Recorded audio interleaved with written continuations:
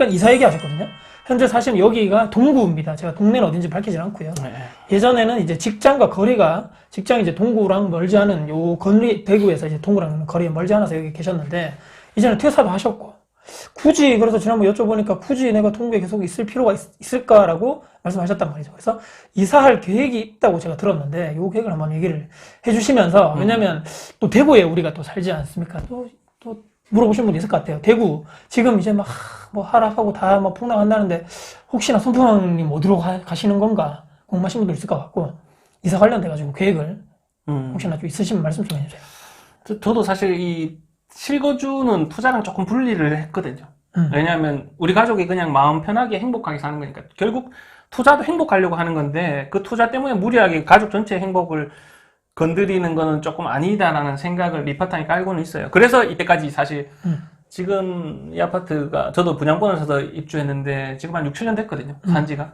사실은 그 전에 이사 갔어야 돼. 투자로만 보자면 그 전에 이사 갔어야 되거든요. 팔고 더 좋은 데로. 네, 팔고 이사 갔어야 되는데 사실 이제 배우 와이프나 애들 친구들 문제나 와이프 또 친구들 문제나 이런 것들 때문에 너무 만족하게 잘 살고 있고 지금도 삶의 만족도가 뭐 산책로도 잘 돼 있고 해서 사는 데는 너무 지금도 만족하고 있어요. 그래서 사실 아직까지 이사를 안 가고 버티고 있긴 한데, 물론 다른 데로 이사를 가려면 취득세가 풀려요. 취득세가 다주택자이기 때문에 다주택자이기 때문에 취득세도 풀려야 되고, 그래서 정 안 되면은 저는 취득세가 안 풀린다고 하면 지금 일단은 전월세도 엄청 싸요. 신축 아파트 전월세가 수성구도 엄청 싸고, 주택자분들 중에서도 뭐 그렇게 뭐 그게 여력이 안 팔려서 이런 것들이나 신규로 매수하기 힘들다 그러면 저는 전월세 한번, 대구는 한번 들어가는 거, 지금 타이밍에 훅 내려왔을 때 전월세를 들어가는 게 엄청 싸게 들어가는 거거든요. 왜냐면 또 4년도 살 수 있잖아요. 4년도 살 수 있고. 그렇죠. 다주택자 세 줄 때는 싫었지만 내가 그걸 이용하는 거죠. 그런 것들도 뭐 괜찮다고 봐요. 근데 어쨌든 실거주자나 뭐 1주택자 분들은 지금 이 정도 기회가 대구에 또다시 올 수 있을까 할 정도로 물량이 엄청나게 쏟아지거든요. 네. 그렇기 때문에 갈아타지 않으면, 지금 갈아타지 않으면, 그러니까 지금이라는 거는 뭐 올해를 이야기하는 게 아닙니다. 이번 기회에, 그렇죠. 이번 기회에, 이번 하락장에 갈아타지 않으면 더 좋은 기회가 좀 더 많이 기다려주죠. 다음 사이클이 올 때까지. 그렇죠. 네, 그렇기 때문에 외곽에 계시는 분들은 안쪽으로 들어오시고, 구축에 살고 있으신 분들은 신축으로 갈아타시고, 그렇게 돼야 됩니다. 왜냐하면 결국에 희소성이거든요. 결국에 수요와 공급이고 그 안에서도, 공급 안에서도 희소성을 가지고 가격이 움직이는 건데, 대구의 중심가에 지금 물량들이 쏟아지죠. 엄청 많죠. 노란자에 물량이 쏟아지면 외곽은 어떻게 될까요? 초토화돼. 외곽은 더 안 좋고, 이제 외곽에 살 필요가 없는 거예요. 중심가가 훨씬 더 물량이 많고 새 아파트가 많으니까. 외곽의 가치가 더 떨어집니다. 그렇기 때문에 가격 방어선에서더라도 앞으로는 중심가가 더 나올 수 있고, 새 아파트가 또 한 번에 많이 들어오잖아요. 많이 들어오죠. 그러면 새 아파트도 흔해지면은 새 아파트보다 구축은 더 상품성이 훨씬 떨어지겠죠. 중심가에 있는 구축은 또 외곽에 있는 구축은 더 그렇게. 외곽에 있는 구축 완전히 그냥 뭐.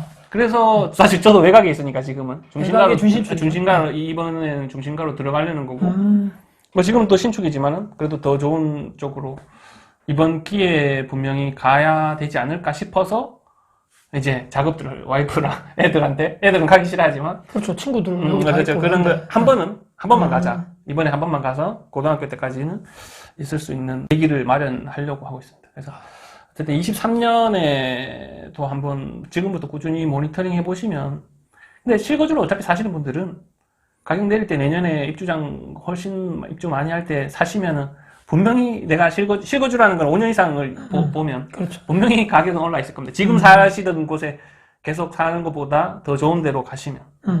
저는 그렇게 봐요. 왜냐하면 실거주는 투자보다는 길게 보셔야 되는 거니까. 그때 제가 잠시 들었을 때는 그 투자하시는 이런 기준이나 이런 가치관 자체가 엄청나게 막 공격적이다거나 극강의 막 레버리지를 써서 한다거나 그런 전략을 본인 성향에 맞지 않다고 저번에 제가 들은 것 같거든요.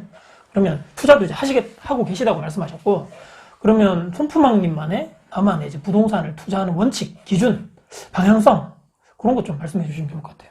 저도 지금 사실 처음 공부를 하면서 제일 힘들었던 게 나만의 기준을 세우는 거예요. 부동산 책을 보면 자신만의 기준이 있어야 되는데, 기준이 있어야 된다고 하는데, 하죠. 그 기준이 너무 허무맹랑하고 막막한 거예요. 네.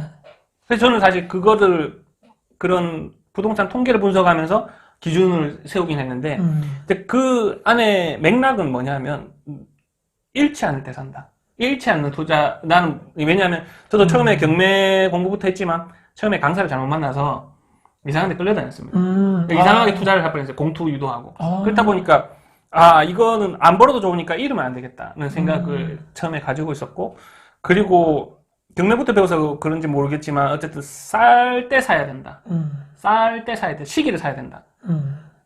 그거를 핵심으로 삼았거든요. 근데 어쨌든 보면은 많은 사람들이 지금에 와서 보면 많은 사람들이 저도 이제 강의를 많이 하니까 들어보면 투자 기준을 자기 돈에 맞춰요. 그렇죠. 내가 가진 돈에서 뭐 이렇게 하잖아요. 내가 3천만 원 있는데 어디를 사야 될까요? 그렇죠, 그렇죠. 그것부터가 잘못된 거예요. 내 돈에 맞춰서 투자를 하면 실패할 확률이 엄청나게 큽니다. 그 방법 자체가 잘못된 거예요. 왜냐하면 대부분의 사람들이 5천만 원 미만으로 다 가지고 있어요. 만만한 게 5천만 원 미만이에요. 그렇죠. 그러니까 다들 그런 물건들만 사거든요. 뭐 5천만 원이 작다는 소리가 아니라 네네. 그렇게 갭을 보고 물건을 산 사람들이 갑자기 전세가가 많이 올라와서 예를 들면은 매매랑 붙어서 갭이 줄었다. 그런 것들을 시기를 보지 않고 갭만 보고 사는 거예요. 그게 지금 역전세 맞고 있는 거예요. 그런 분들은. 그 전체적인 사이클이나 흐름과 시기를 보고 어떻게 보면은 저는 이제 사실 상승 초입으로만 사는데 대부분의 사람들이 그래서 조급하니까 그리고 내가 지금 당장 뭐 2021년에 2022년에 부동산 투자 시작했는데 그런 시기는 뭔지도 모르겠고 3천만 원에만 맞는 5천만 원에만 맞는 시기를 사니까 그러니까 이게 그때부터는 내리는 거기다 끝물이 나죠. 시기적으로. 그 시기적으로. 그래서 내가 투자를 이제 많은 분들이 뭐 자산 뭐 몇십억, 50억, 70억 얘기하시는 분들이 운이 좋았다라고 얘기하는 것도 저는 자기가 투자를 시작할 때가 자기가 관심 가진 지역이 상승장의 초입이었거나 뭐 이런 것들을 모르고 시작했는데 그게 그랬던 거죠. 그러니까 운이 좋았다는 건데. 그렇죠. 근데 우리는 그것들을 조금만 분석해서 그런 흐름들을 볼 수만 있으면 그걸 기다리면 돼요. 그걸 못 찾을 때까지는 투자를 하지 말고 기다리면 돼요. 그리고 저도 지금은 기다리고 있어요. 지금 마땅한 데가 없어서. 그러니까 세금 문제도 그렇지만. 근데 무조건 사람들이 계속 살려고만 한다고. 당장 해야 될 것 같고. 조급하니까. 그렇죠. 옆에 다 돈 벌었대요. 그러니까 그게 돈 있어. 조급하니까. 옆에서 막 해야 되는데, 막 전부 다. 그러니까 따라 들어가서 물리는 분들이 대부분이. 그러니까 자신만의 기다려야 돼. 자신만의 매수 기준이 없는 거죠. 모니터링 하는 게 없는 거죠. 어떻게 되면 내가 여기를 사겠다는 기준이 없이 갭만 보고 사는 거예요. 그러니까 지금이 어떤 시기인지도 모르고 사는 거고, 갭만 보고 사는 거고, 그러니까 이제 그렇게 되더라고요. 그래서 그런 자신만의, 그러니까 뭐 똑같은 얘기지만 매수 기준, 내가 그런 것들을 분석해봐서, 이게 이렇게, 뭐 예를 들면 입주 물량도 없고, 뭐 미분양이 뭐 줄어들기 시작, 이런 어떤 시기에 나는 살 것이다. 는 거는 대략적으로 분명히 나와야 돼. 근데 내가 가진 돈에 이렇게 맞춰가지고 그 돈에 하다 맞춰서 보니까 사면? 오류가 네. 잘 생기네요. 그렇죠. 저는 사실 거의, 그리고 신축이나 준신축만 가지고 있거든요. 그래서 사실 구축은 없어요. 왜냐하면 저는 하는 일도 여러 가지로 많다 보니까 시간도 많지 않고, 투자는 어떻게 보면은 강의하고 분석하다가, 이게 괜찮네. 모니터링이 들어온 거면 사는 그런 스타일이에요. 저는 이제 일 플러스 투자 같이 돼 있네. 투자만 하려고 저는 투자처럼 이렇게 계속 보는 게 아니라 이렇게 하다가 이렇게 저는 꾸준히 보니까 그렇죠. 꾸준히 보면서 그런 시기가 왔을 때 툭툭툭 이렇게 사지 이거를 막 개수 막 늘리고 이런 식으로 하면 관리도 힘들고 왜냐하면 제가 전업으로 그런 것만 한다면 뭐 하면 모르겠지만 그게 아니라 이거 어떻게 보면 부적으로 여유롭게 신경을 크게 많이 안 쓰는 투자 위주로 하다 보니까 또 그런 것들이 또 이번 장하고 맞아 들어가서 신축들이 더 많이 오르고 그런 것들이 이제 어떻게 보면 지금은 그런 스타일을 가고 있죠. 그게 이제 성향이 맞으니까 맞죠. 네, 성향이 그렇죠. 맞으니까 그렇게 가는 거고 맞죠. 네, 그렇죠. 본인 성향도 있습니다. 나는 이런 거 빨리빨리 사고 그렇죠. 팔고 잘하고 한다. 그러면 그리고 시간이 많다. 그러면 또 그런 것들로 하시는 게 훨씬 더 효율적일 수 있는 거죠. 질문은 제가 또 개인적으로 궁금해서 여쭤보는 건데 이제 선입관이라는 게 사람이 크거든요. 그러니까 개발을 하시고 소프트웨어적인 막 AI 막 이런 거 막 잘 몰라요, 저는. 근데 이렇게 막 이런 쪽만 계속 몰두하시는 걸 보면 저 사람은 수학적으로 오류 이런 거 나오면 절대 못 버틸 것 같고 막 스트레스 받을 것 같고 막 저 사람은 도대체 스트레스 받으면 어떻게 풀까? 도대체 낙이 뭘까? 컴퓨터 모니터만 이렇게 막 본다고 해가지고 내 막 스트레스가 풀리는 거 아닐 것 같거든요. 그래서 나만의 스트레스 푸는 방법, 뭐 취미 활동 이것도 다 제가 궁금해서 이건 질문을 제가 개별적으로 가져와 봤습니다. 네. 저도 그런 생각을 많이 해요. 내 낙은 뭔가 그런 생각을 하는데 스트레스를 일단 안 받아요.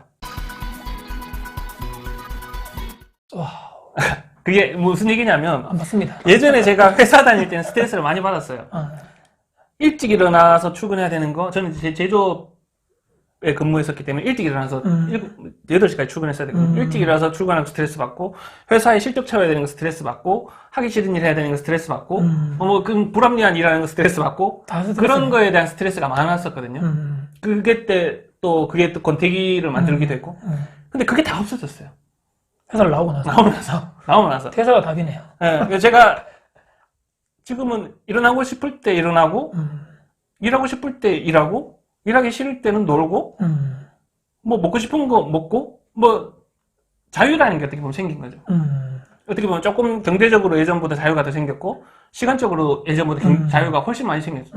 그 자유가 주는 행복감 때문에 스트레스는 거의 없어요, 지금은 스트레스는 거의 없는 것 같아요. 그래서 풀 게 그렇게 많이 왜냐면 못 쓰니까 네. 푼 곳 없네요. 십몇 년 동안 월급을 따박따박 받던 거에 대한 그게 길들여진 그렇죠. 상황이니까 그게 처음에는 불안했어요. 내 월급보다 더 큰 현금 흐름이 들어온다고 하더라도 변동성이 있으니까. 계속 될까 저게? 그렇죠. 변동성이 있으니까. 그런 것들이 근데 어느 정도 시간이 지나고 내가 이걸 신경 쓰지 않았고 내가 더 잘하면 되겠다라는 생각으로 바꾸고 이제 그것도 계속 마인드 컨트롤 한 거죠. 그거 걱정할 시간에 그건 돈 걱정하는 거죠. 돈 생각하는 게 아니고. 그렇죠. 그 돈 걱정할 시간에 더 많이 벌 수 있는 생각을 해야 되겠다라고 어떻게 보면 마인드 컨트롤을 계속 하면서 지금은 이제 그런 것들도 조금 불안감들도 조금 사그라들었어요. 이제 시간이 지나서 그런 것도 있겠지만.